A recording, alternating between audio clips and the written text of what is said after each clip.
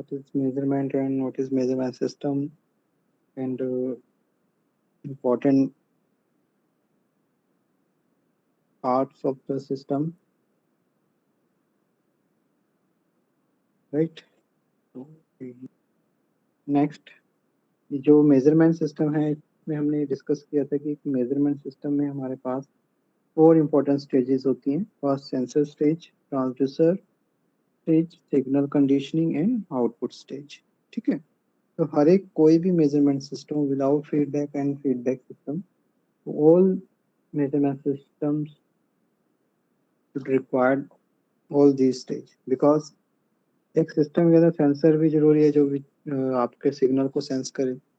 Then transducer, transducer जो आपके signal को कन्वर्ट करे, and conditioning to amplify and purify the signal we need signal conditioning stage, and then output stage। ठीक है, ये important part है एक सिस्टम के लिए, right? तो नेक्स्ट आपके पास आ जाता है इंस्ट्रूमेंट्स,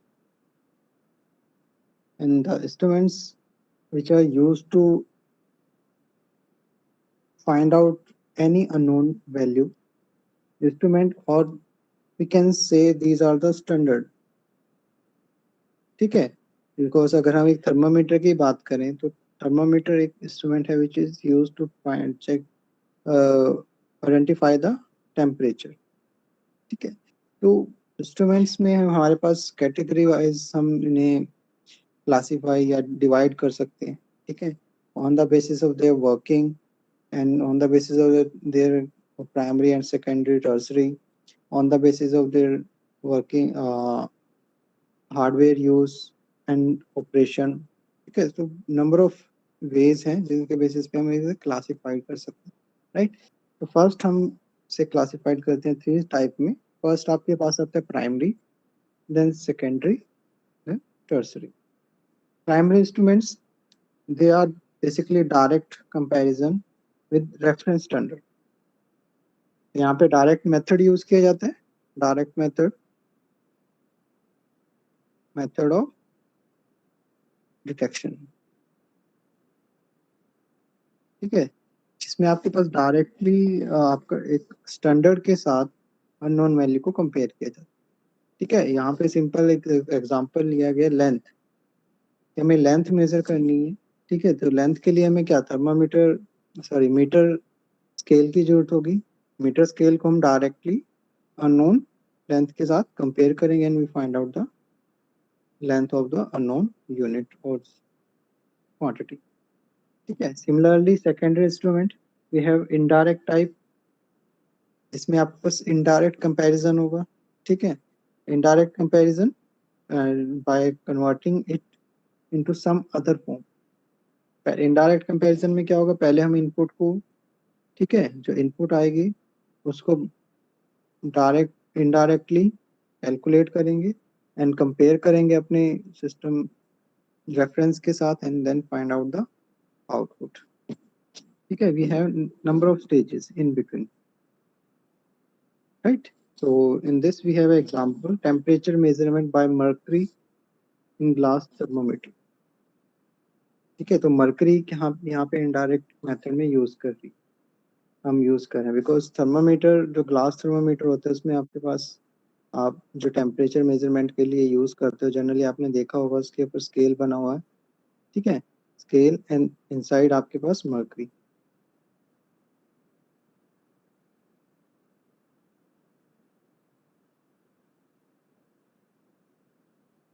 राइट, तो यहाँ पे इनडायरेक्ट मेजरमेंट में आपके पास thermometer with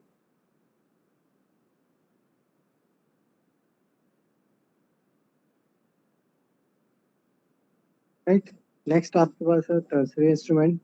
In this instrument we have 2 conversion of parameter are involved। ठीक है, 2 conversion parameter, for example we have a example shaft speed हमने measure करनी है with electrical tachometer। ठीक है, electrical tachometer हम use कर रहे हैं।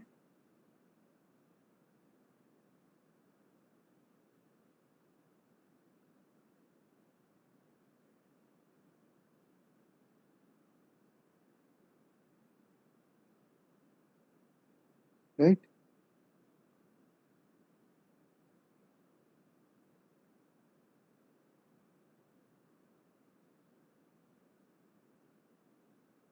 ठीक है, तो यहाँ पे हम इलेक्ट्रिकल, अब देखो, अब स्पीड हमने मेजर करनी है यूजिंग टैकोमीटर। टैकोमीटर में क्या आता है कि हमारे पास सिंपल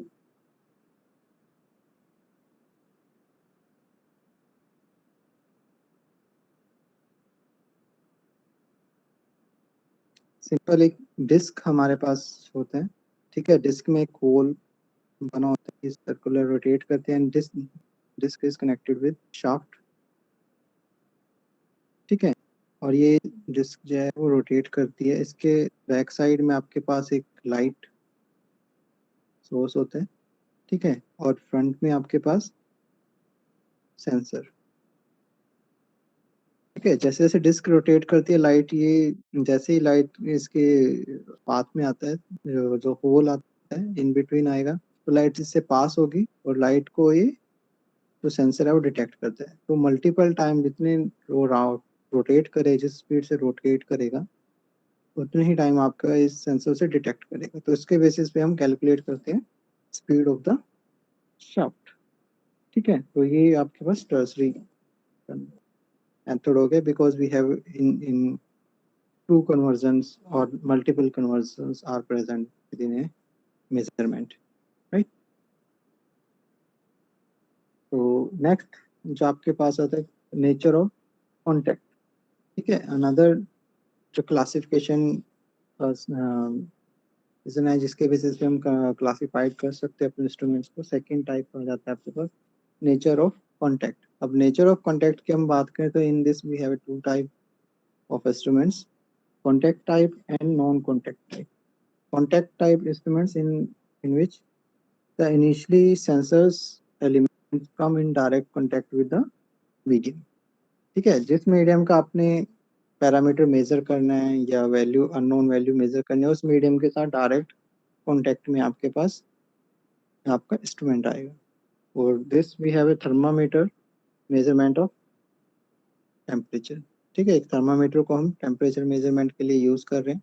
सो बॉडी टेम्परेचर हम मेजर कर रहे हैं फॉर एग्जांपल, तो हम थर्मामीटर से डायरेक्टली मेजर करते हैं, direct contact with medium of the thermometer. ठीक है, second type non contact type, when the initial sensing element does not come contact with the medium. ठीक है, और जिसके हमने पैरामीटर फाइंड आउट करने हैं उस मीडियम के डायरेक्ट कॉन्टैक्ट में नहीं होते। ठीक है, और again we have a temperature measurement method by radiation pyrometer. ठीक है, in both case, first case में भी हम कॉन्टैक्ट टाइम में भी हम टेम्परेचर मेजर कर रहे हैं, in direct non contact time में, but in this we have a radiation parameter pyrometer. ठीक है, पायरोमीटर हम इंडस्ट्रीज में यूज करते हैं, to measurement the temperature of furnace, chemical radiations. ठीक है, रेडिएशन एरिया लेबोरेटरीज में हम ये पायरोमीटर्स मोस्ट प्रोबेबली हम इन एरियाज में यूज करते हैं। ठीक है, तो ये again example of indirect measurement, sorry non contact measurement, right. Next आ जाता है आपके पास थर्ड कंडीशन जिसके बेसिस पे हम कंपेयर कर सकते हैं, pointer, condition of pointer, right. On the basis of condition of pointer we can also classify our instruments।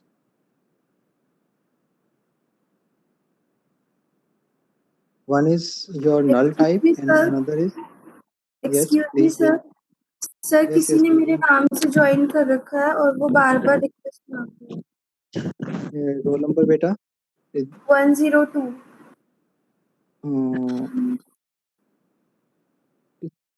इसमें दो आ रहे हैं ना। यस सर, पता नहीं वो दूसरा कौन है, पर मैंने तो अपनी आईडी से ज्वाइन किया है सर। आप मोबाइल से ज्वाइन कर रखे हैं आपने या नो हेडफोन सर, से? मैंने लैपटॉप से ज्वाइन किया है। लैपटॉप से ज्वाइन किया, right.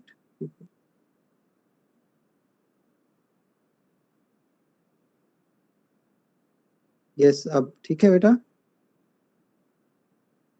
Hello, thank you sir. Okay. ये अननोन आईडीज बड़ी आती हैं आपके सेक्शन 1 में भी और सेक्शन 2 में भी। ये अननोन पर्सन कैसे क्लास में एंटर कर रहे हैं, आप लोगों को बिल्कुल भी आइडिया नहीं है। सर शायद कोई एक ही है जो बार बार आके परेशान करता दोनों सेक्शंस में। है। यस सर, अब ये नहीं पता सर कौन है। ठीक है, कोई बात नहीं, आइडेंटिफाई कर लेंगे। अभी तो हमने जस्ट छोड़ा हुआ है। सर कुछ स्टूडेंट्स बाहर भी वेट कर रहे हैं, क्या प्लीज आप उन्हें अलाउ कर दीजिए। ये निशांत राज, ये भी एक क्लास का स्टूडेंट है। यस सर, निशांत, वैभव, और सचित। राघव, संचित, ये सुमित यस सर। 116, ये भी, और ये Vaibhav yes sir. And Yuvraj. Yes sir. ठीक है,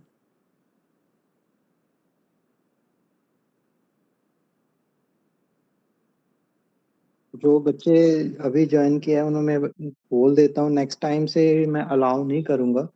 ठीक है, 10 मिनट लेट होने पे मैं किसी को क्लास में एंट्री नहीं दूंगा। ठीक है, तो इसलिए मैंने आफ्टर, जैसे अगर क्लास 9:45 या किसी भी टाइम स्टार्ट हो रही है, आफ्टर 10 मिनट्स मैं क्लास में किसी को एंटर नहीं दूंगा। ठीक है, ये last, first and last time है, राइट। तो कैंसिल ज्वाइन करना है आप लोगों ने क्लास में, बिकॉज फिर अदरवाइज ये अननोन जो पर्सन आते हैं ये डिस्टर्ब करते हैं क्लास में। ओके, चलो ठीक है। तो हम कहाँ थे, हम थे pointer, condition of pointer, right? So on the basis of pointer condition, we can classify our instruments. First is your null type and second is your deflection type. जो ये types हैं ये important है। Maximum time क्वेश्चन आता है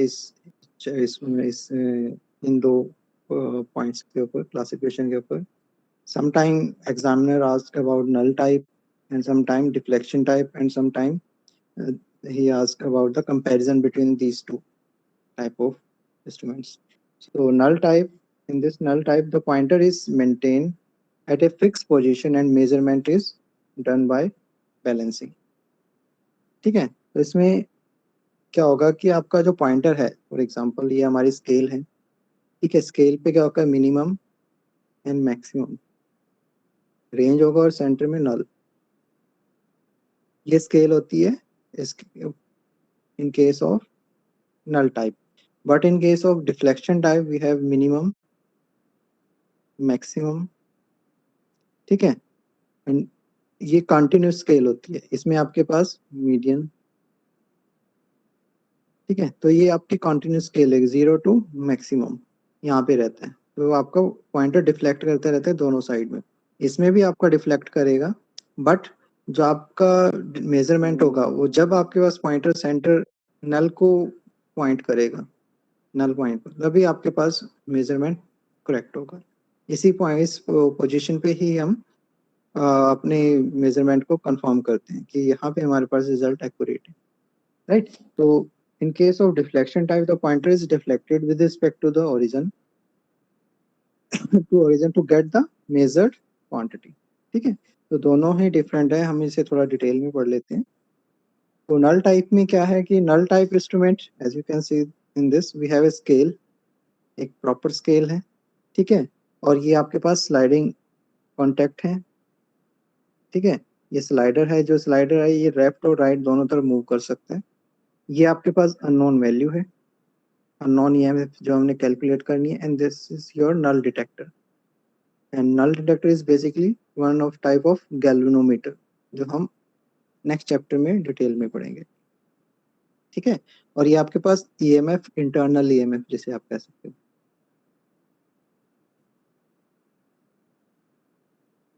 ठीक है, और जिसे आप नॉन ईएमएफ भी कह सकते हो। ठीक है, internal non EMF, and this is your unknown EMF. और गैल्वेनोमीटर आपका भी मैंने जो नल टाइप का बताया एग्जांपल, कि आपके पास जब नल पॉइंट को शो करेगा उसी केस में हम रीडिंग को नोट करते हैं। तो यहाँ पे क्या हो रहा है कि आपके पास ये अननोन वैल्यू है, E X is your unknown value and E A B is your known value. ठीक है, फर्स्ट कंडीशन में क्या होगा, अगर आपके पास ई EX is greater than EAB. EAB क्या है? The voltage between A to B point. जहां पे पॉइंटर लाई करेगा ये इस इन बिटवीन की वोल्टेज है, बिकॉज द रेजिस्टेंस ये शो कर रहा है आपका रेजिस्टेंस वेरिएशन। जैसे जैसे आपका रेजिस्टेंस इंक्रीज और डिक्रीज करता है, एज यू ऑल नो, जो करंट है आपके मीटर के अक्रॉस वो भी शिफ्ट होता है। ठीक है ना? करंट क्या होता है? I is equal to V by R। ठीक है, रेजिस्टेंस चेंज हो रहा है तो आपका करंट भी चेंज हो रहा है, right? So according to this principle, अगर आपके पास EX is greater than EAB तो आपका जो पॉइंटर है वो डिफ्लेक्ट करेगा। EX ज्यादा है तो आपका पॉइंटर में अकॉर्डिंग टू स्केल में भी deflect in left side minimum value, it will show minimum voltage. ठीक है, तो प्रॉपर आपका डिफ्लेक्शन नहीं शो कर रहा। अगर आपके पास EX is less then EAB तो आपका पॉइंटर डिफ्लेक्ट कर रहा है राइट साइड। ठीक है, तो ये डिफ्लेक्ट करता रहेगा, लेफ्ट एंड राइट मूवमेंट रहेगा इसमें पॉइंटर में, ये स्टेबल नहीं रहेगा जब तक आपके पास EX is equal to EAB। ठीक है, ये कंडीशन ट्रू नहीं हो जाती। यहाँ पे भी यही कंडीशन हमने दी हुआ है कि जब आपके पास EAB is equal to EX हो जाएगा तो आपका जो पॉइंटर है वो सेंटर को लाई करेगा। ठीक है, जो पॉइंटर है वो सेंटर को लाई करेगा and this centre point is called null point. ठीक है, और यहाँ पे आके आपका पॉइंटर स्टेबल हो जाता है, राइट? और इसे हम नल पॉइंट भी बोलते हैं। That's why the instrument name is null type instruments. और इस नल पॉइंट में हम यहाँ पे स्केल पे रीडिंग कैलकुलेट कर लेंगे। ठीक है, and this value is directly proportional to the unknown EMF। ठीक है, तो ये एक सिंपल सा मेथड है जो हम नल टाइप इंस्ट्रूमेंट में फॉलो करते हैं। The advantage of null type is higher accurate and sensitive, right? Because sensitive क्यों है? अगर आपके पास little bit change अगर आपको देखने को मिल रहा है इनपुट EMF में, वेरिएशन अगर है तो आपका ये कभी भी स्टेबल नहीं हो पाएगा पॉइंटर। बिकॉज स्टेबल होने के लिए क्या कंडीशन चाहिए कि आपके पास दोनों वोल्टेजेस EMF इक्वल होंगे। ठीक है, so that's why it's sensitive and accurate. तो लिटिल बिट चेंज आता है तो अगेन हमें स्केल को कैलिब्रेट करना पड़ेगा according to the unknown voltage, but it has some disadvantage also. Disadvantages में आप कह सकते हो कि आपके पास जो नल टाइप इंस्ट्रूमेंट है, राइट, वो हम डायनेमिक मेजरमेंट के लिए यूज नहीं कर सकते। Why? Because in case of dynamic measurement the input value continuously varying. अगर हम टाइम एक्सेस की बात करें, अगर हम इनपुट को देख रहे हैं तो वो कंटिन्यूसली वेरी कर रहे हैं डायनेमिक केस में। But in case of static के केस में हमारी एक टाइम इंस्टेंट पे कुछ और वैल्यू होगी, हर टाइम इंस्टेंट पे फिक्स वैल्यू है। ठीक है, ये है कि वैल्यू डिफरेंट रहेगी पर हर टाइम इंस्टेंट पे एक फिक्स वैल्यू आपको देखने को राइट। पर इन केस ऑफ डायनामिक हर एक पॉइंट पे आपकी वैल्यू डिफरेंट रहती है। That's why we can not use null type instrument in a dynamic measurement. Deflection type, again deflection type instruments are used in case of dynamic and static measurement. ठीक है, but in deflection type instrument, as you can see, the pointer is deflecting on the scale left and right, four direction में deflect करेगा। ठीक है, तो इसमें आपके पास हम इसे स्टेबल, इस केस में भी हमारे पास वही प्रिंसिपल रहता है कि हमें पॉइंटर को स्टेबल करना होता है एक पर्टिकुलर पोजीशन पे। ठीक है, वो स्टेबल कैसे होगा? अब जब फोर्सेस, अब आप देखिए इस डिफ्लेक्शन टाइप में हमारे पास क्या नॉर्थ एंड साउथ पोल है, means we have a magnet, permanent magnets. अब परमानेंट मैग्नेट्स आपके पास मैग्नेटिक फ्लक्स जनरेट करते हैं। अगर हम एक करंट कैरिंग कॉइल को परमानेंट मैग्नेट्स के बीच में रख देते हैं, ठीक है, तो they will if we apply current to the coil, ठीक है, तो इस वजह से क्या होगा कि ड्यू टू मैग्नेटिक फ्लक्स तो आपकी जो कॉइल है वो मूवमेंट करना स्टार्ट कर देती है। अब जैसे जैसे आपके पास इनपुट करंट वेरी कर रही है, आपके पास कॉइल है जो मूव कर रही है। यहाँ पे करंट कैरिंग कॉइल का सिंबल जो गलत दिया गया है, एरो यहाँ पे दिया है, ये एरो यहाँ पे बेसिकली ये करंट कैरिंग कॉइल है। ये आपके पास स्प्रिंग है जो इनसाइड आपका दिखाई दे रहा है एरो के साथ, ये स्प्रिंग है, ये परमानेंट मैग्नेट्स है, ये आपके पास पॉइंटर और ये आपके पास स्केल। ठीक है, तो अब अगर हम बात करें, जैसे जैसे आपके पास इनपुट करंट वेरी करेगा अक्रॉस द कॉइल, तो आपका जो पॉइंटर है वो डिफ्लेक्ट करना स्टार्ट करेगा from minimum to the maximum, और डिफ्लेक्ट करेगा फ्रॉम मिनिमम टू मैक्सिमम। ठीक है, अब इसके साथ कॉइल के साथ क्या होता है कि हमारे पास जैसे ये पॉइंटर है, पॉइंटर सेंटर में, और इसके साथ हमारा ना एक स्प्रिंग लगा होता है। इस पॉइंटर के साथ स्प्रिंग अटैच्ड है। ठीक है, और ये स्प्रिंग और पॉइंटर अटैच्ड है आपके कॉइल के साथ, मूविंग कॉइल के साथ। ठीक है, और जो स्प्रिंग है, जैसे जैसे आपको पॉइंटर राइट साइड मूव करेगा, स्प्रिंग उसी फोर्स के साथ वो कंप्रेस होना स्टार्ट हो जाते हैं, और जैसे जैसे लेफ्ट मूव करेगा मूविंग उसी। Coil galvanometer. यस बेटा। सर ये मूविंग कॉइल गैल्वेनोमीटर है।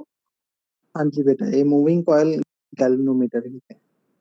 गैल्वेनोमीटर को हम मल्टीपल एप्लीकेशंस में यूज करते हैं, करंट मेजरमेंट करने के लिए, टेम्परेचर मेजरमेंट करने के लिए, सॉरी टेम्परेचर नहीं, वोल्टेज मेजरमेंट करने के लिए।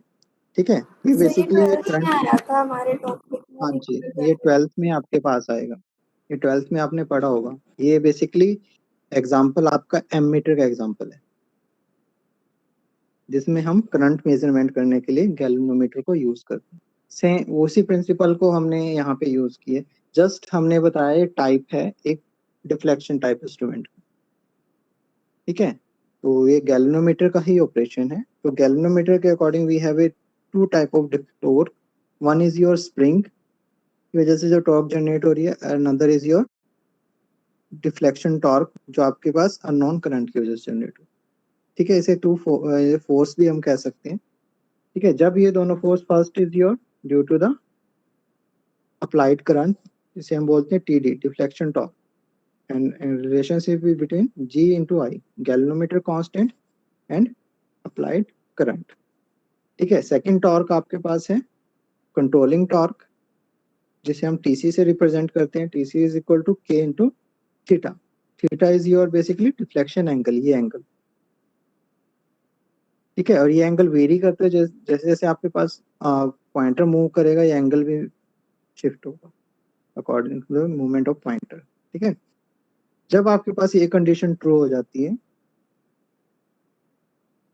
when deflection torque is equal to the controlling torque, ठीक है, तो आपके पास जो पॉइंटर है एक पर्टिकुलर पोजीशन पे आके फिक्स हो जाएगा। ठीक है, जब ये दोनों टॉर्क इक्वल हो जाएंगी तो आपका जो पॉइंटर है एक पर्टिकुलर पोजीशन पे आके फिक्स हो जाएगा, and this position is consider as a unknown current. ठीक है, और जब तक ये पॉइंटर स्टेबल नहीं है तो व्हाट डज इट मीन कि आपके पास जो डिफ्लेक्शन टॉर्क है वो आपके कंट्रोलिंग टॉर्क के इक्वल नहीं है, और you can say the controlling torque does not equal to your deflection torque। ठीक है, तो ये कंडीशन इंपॉर्टेंट है। जब तक ये कंडीशन मेट नहीं करेगा आपके गैल्वेनोमीटर, आपका पॉइंटर, कंडीशन मेट हो गई तो आपका पॉइंटर एक पर्टिकुलर पोजीशन पे आके स्टॉप हो जाता है। ठीक है, तो this type of instrument is called deflection type of instruments. ठीक है,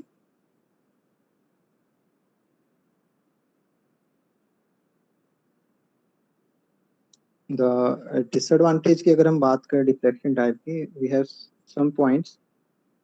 accuracy of instrument is very low. Accuracy very low क्यों है? बिकॉज अगर आपके पास ये एक मैग्नेटिक सिस्टम है, अगर इनपुट करंट फ्लक्चुएट कर रहा है, अगर इनपुट करंट फ्लक्चुएट करेगा तो कॉइल के अक्रॉस करंट फ्लक्चुएट कर रहा है, तो आपके पास जो टॉर्क है वो भी फ्लक्चुएट करेगी, तो आपका पॉइंटर एक स्टेबल पोजीशन को अचीव नहीं कर पाएगा। ठीक है, दैट्स व्हाई एक्यूरेसी हमारी डिक्रीज हो जाती है। Second, sensitivity of the instrument is less than the null type of instrument.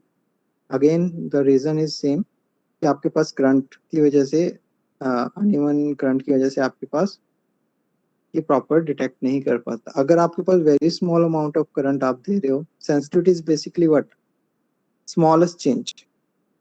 ठीक है, सेंसिटिविटी को हम कैसे डिफाइन करते हैं, smallest change across the scale, ठीक है, वो आपकी सेंसिटिविटी को डिफाइन करते हैं। तो अगर आपके पास स्मॉल करंट अगर आप अप्लाई कर रहे हो, मिनिमम करंट, तो उस केस में आपके पास ये डिफ्लेक्ट ही नहीं कर रहा है, एक पर्टिकुलर पोजीशन पे ही फिक्स है।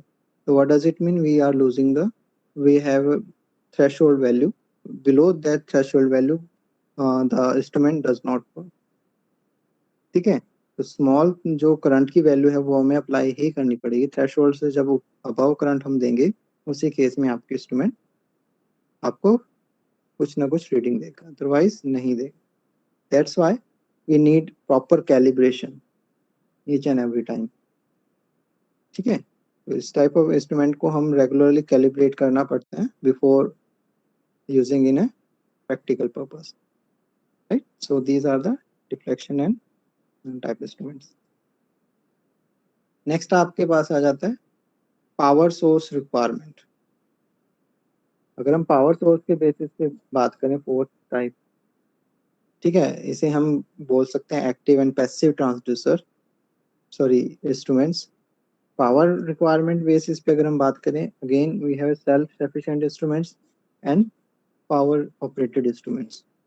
इसे आप एक्टिव इंस्ट्रूमेंट्स भी कह सकते हैं, passive instrument which are the instrument which does not require any internal or external power source, ठीक है। Self sufficient instruments do not need external power supply, ठीक है, जैसे हमारे पास पीजो इलेक्ट्रिक है ट्रांसड्यूसर। पीजो इलेक्ट्रिक ट्रांसड्यूसर की अगर हम बात करें तो पीजो इलेक्ट्रिक में क्या है, आपके पास सेमीकंडक्टर, एक quartz crystal based piezo electric semiconductor material है, ठीक है। जैसे ही आप उस पर फोर्स अप्लाई करते हो तो उसके अक्रॉस आपको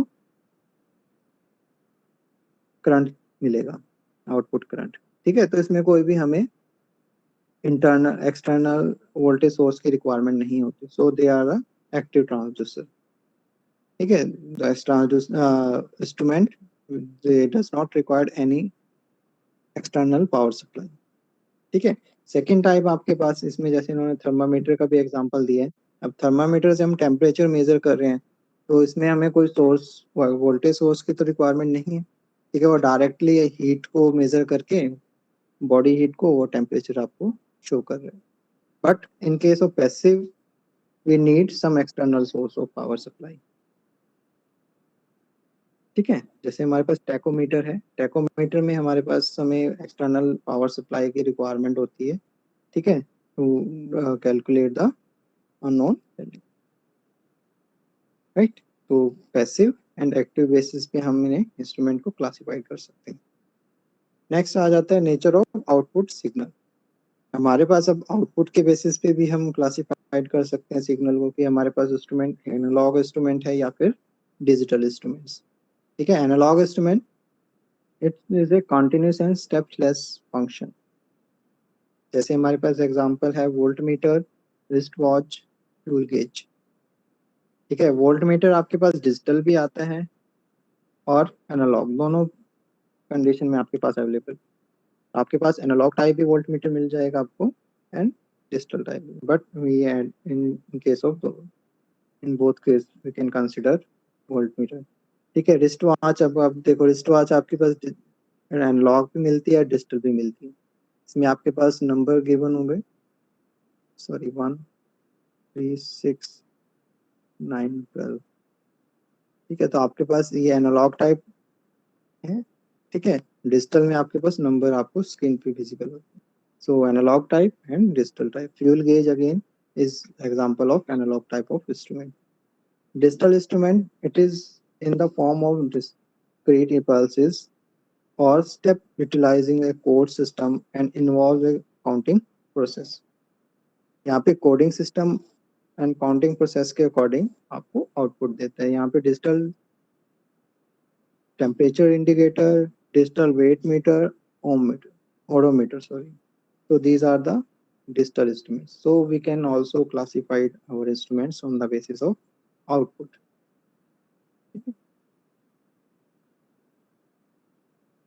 So this is all about your instruments, ठीक है।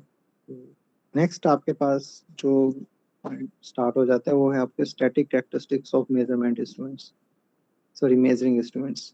ठीक है, static characteristics, these are the important characteristics in case of all instruments। अगर हम कोई भी इंस्ट्रूमेंट अगर यूज कर रहे हैं, कभी भी आप देखोगे, अगर आप मार्केट से कोई इंस्ट्रूमेंट परचेज किया आपने, ठीक है, तो उसका स्पेसिफिकेशन शीट गिवन होती है। स्पेसिफिकेशन शीट में आपके उसके स्टैटिक कैरेक्टरिस्टिक्स मींस उसकी मैक्सिमम रेंज, ठीक है, कंडीशन की आपने किस रूम टेम्परेचर पे यूज करना है, या फिर उसे आप किसी हाई टेम्परेचर पे भी यूज कर सकते हो, right, and how to operate the instrument. तो ये कंप्लीट डेटा शीट जो स्पेसिफिकेशन है आपकी गिवन होती है आपकी मैनुअल में, हर एक इंस्ट्रूमेंट के मैनुअल में। ठीक है, तो उसमें आपके स्टैटिक कैरेक्टरिस्टिक्स भी गिवन होती हैं इंस्ट्रूमेंट से रिलेटेड, उसका एरर से रिलेटेड, उसके एक्यूरेसी से, राइट, उसकी stability, sensitivity, accuracy, right? So all these parameters are given in the specification sheet. So static, if the measured things is not changing with the time and remain constant while using of measuring instrument, then the characteristics of the measuring instrument is called static characteristic। static कौन सी होती है? जो fix रहती हैं with time and remain constant। ठीक है, तो time basis पे चेंज नहीं होती, अगर जो टाइम के अकॉर्डिंग चेंज हो रही है उन्हें आप बोलते हैं dynamic characteristics. So we have number of static characteristics like accuracy, precision, sensitivity, linearity, resolution, thresholds, hysteresis, deadlock, ठीक है, range span, reliability, calibration, drift, repeatability, reproducibility. So all these characteristics one by one हम यहाँ पे discuss करेंगे। ज़्यादा हमें detail में नहीं पढ़ना है इनको, जस्ट हमें डेफिनेशन का पता होना चाहिए and how we some of characteristics हम कैलकुलेट कर सकते हैं, उसके लिए फॉर्मूला क्या होगा। तो ऑल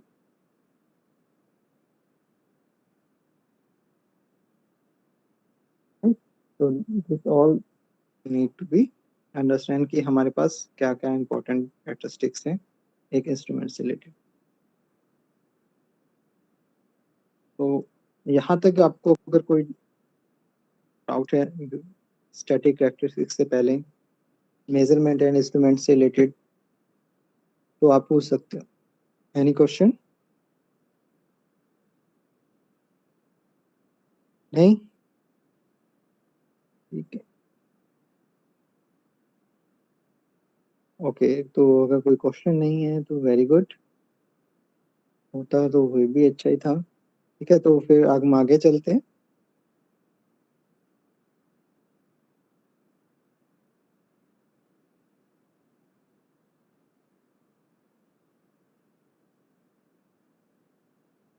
सर बुक बस कौन आज सी आप, प्रेफर करनी है? यस, हाँ जी बेटा।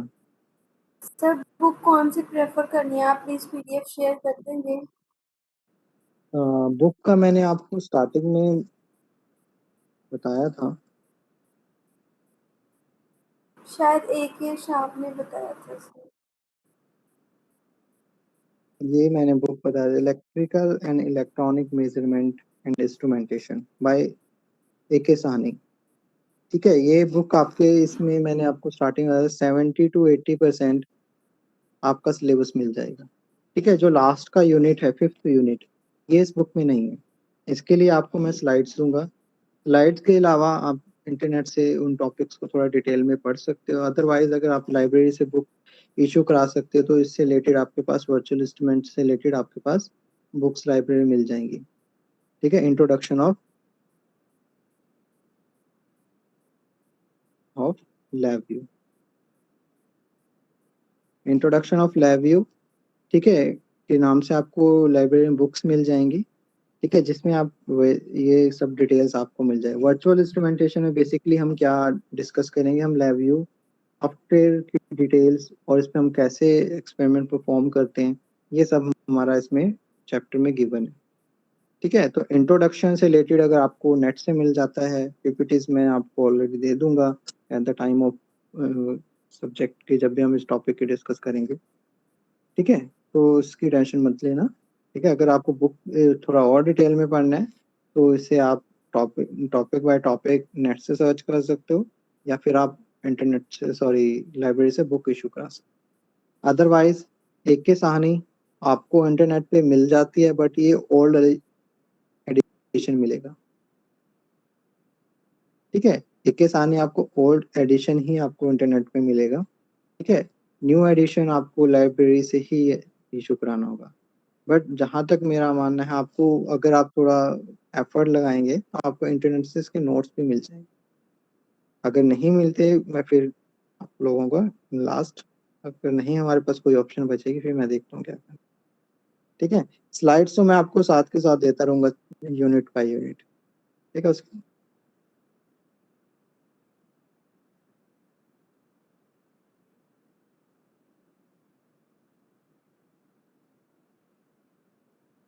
ठीक है, तो ठीक है, फिर नहीं नेक्स्ट क्लास में ही हम ये टॉपिक कंटिन्यूस करते हैं, बिकॉज आज ये कंप्लीट नहीं हो पाएगा स्टैटिक कैरेक्टरिस्टिक्स। तो नेक्स्ट क्लास से ही इसे कंटिन्यू करेंगे ताकि क्लास में कंप्लीट हो जाए। ठीक है, तो बच्चों अगर आपको कोई क्वेश्चन पूछना है तो पूछ सकते हैं।